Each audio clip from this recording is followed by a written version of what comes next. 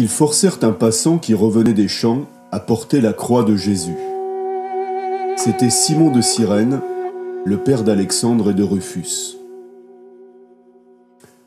La lecture du jour ne comporte qu'un verset, mais son message est énorme.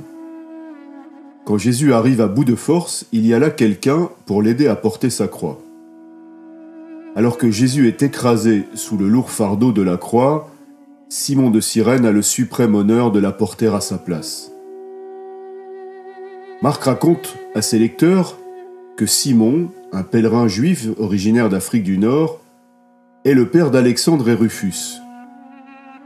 Alexandre et Rufus ont été évêques de l'Église du 1er siècle, et donc probablement que Simon, celui qui porte la croix de Jésus, est devenu lui-même croyant. J'aime bien imaginer ce Simon de Cyrène en train de participer à un service dans une église de maison du 1er siècle. Et les autres croyants qui se murmurent l'un l'autre à l'oreille « C'est lui qui a porté la croix du Maître ». Est-ce que vous pouvez imaginer rencontrer l'homme qui a porté la croix de Jésus ? L'histoire de Simon de Cyrène nous rappelle qu'il y a toujours une limite à ce que nous sommes capables d'endurer, et que Dieu nous enverra toujours de l'aide quand nous aurons atteint notre limite. Rappelez-vous de David, qui parvint à tuer Goliath.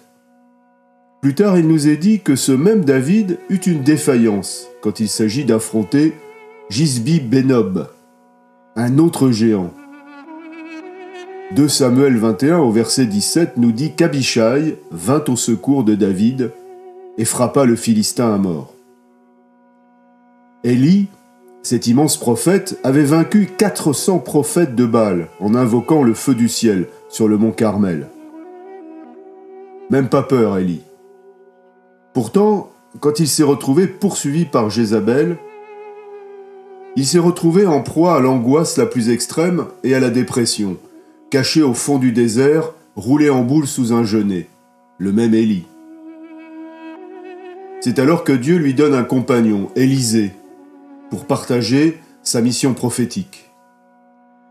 Et quand Jésus-Christ de Nazareth, le Fils de Dieu, atteint sa limite, il trouve Simon de Cyrène pour porter sa croix. Il y a des jours où l'on pourrait tuer un Goliath avec une fronde, des jours où l'on pourrait invoquer le feu du ciel, des jours où l'on pourrait se charger de n'importe quoi, et des jours où l'on est incapable de quoi que ce soit. Et c'est à ce moment précis que nous avons besoin d'une aide. Il y avait un géant que David ne pouvait pas tuer. Abishai l'a fait pour lui. Il y a eu une épreuve trop dure pour Élie. Élisée est venu à son aide. Il y a eu une croix trop lourde à porter pour Jésus. Mais Simon de Cyrène était là pour la porter à sa place. C'est là toute la beauté de l'Église. Le christianisme n'est pas un numéro en solo. Tôt ou tard, nous tombons sur plus fort, sur plus dur ou sur plus lourd. David n'a pas pu y arriver tout seul, Élie non plus, et pas même Jésus. Alors pourrions-nous prétendre y arriver tout seuls nous-mêmes ? Parfois nous avons l'honneur d'être un Simon de Cyrène et d'aider notre frère ou notre sœur à porter ce qui est devenu trop lourd pour eux. Et parfois c'est nous qui avons besoin d'un Simon de Cyrène pour nous aider à porter notre fardeau. Que nous soyons celui qui aide ou celui qui reçoit cette aide, tout vient de la grâce de Dieu.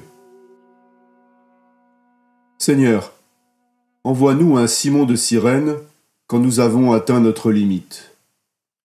Et aide-nous à être un Simon de Cyrène pour ceux qui chancellent autour de nous.